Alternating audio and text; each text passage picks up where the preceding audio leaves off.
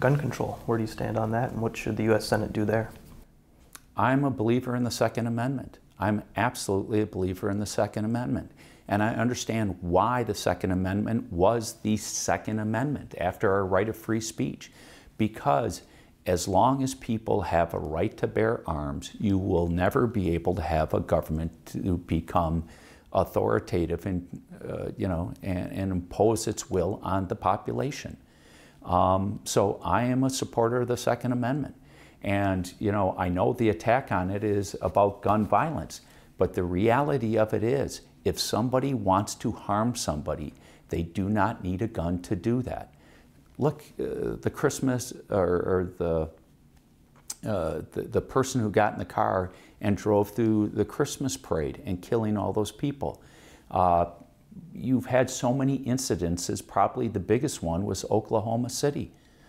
Two young guys packed a truck with fertilizer, drove it into a government building, sadly, where there was a child care center, and blew up and lost over 200, I think it was 280 something lives. So if somebody wants to do harm and damage, there's a lot of ways they can do that. So I believe in the Second Amendment, yeah, that's my position. School shootings continue to happen. Where do you stand on gun control? Well, I'm a gun owner myself, and I support the Second Amendment. But I also believe that the Second Amendment is not at all inconsistent with sound gun safety measures. We passed 2 years ago one of the first gun safety measures that had been passed in nearly 3 decades, called the Safer Communities Act.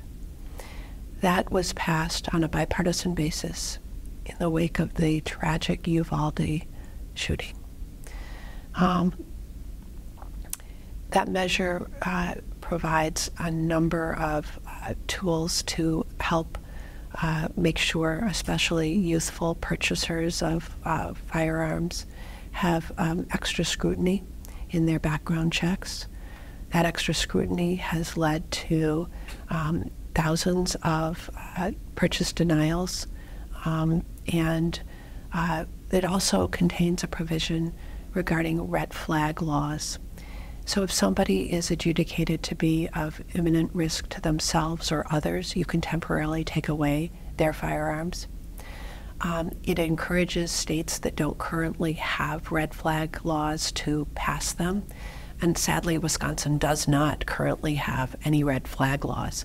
But I encourage this next state legislature to get on that job right away, because that could certainly help avoid tragedies here in the state of Wisconsin. There's also a lot of allocation for mental health services in that measure, particularly in schools. So you can identify a youth, and so many of these tragic shootings recently have been by very young people, 14, 15 years old. I certainly support additional measures. I want to see universal background checks. No exceptions, no transfers of guns should take place without a thorough background check. That would keep guns out of the hands of dangerous criminals who aren't, who are trying to purchase in in ways that don't get the scrutiny of the background check system.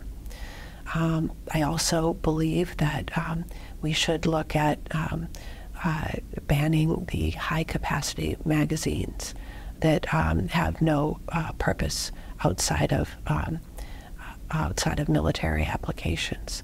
And there are a number of other safety measures that I think we should encourage, including public service of encouraging people to secure their guns, make sure that they have safety locks, and make sure that they won't be accidentally used or discharged in their homes.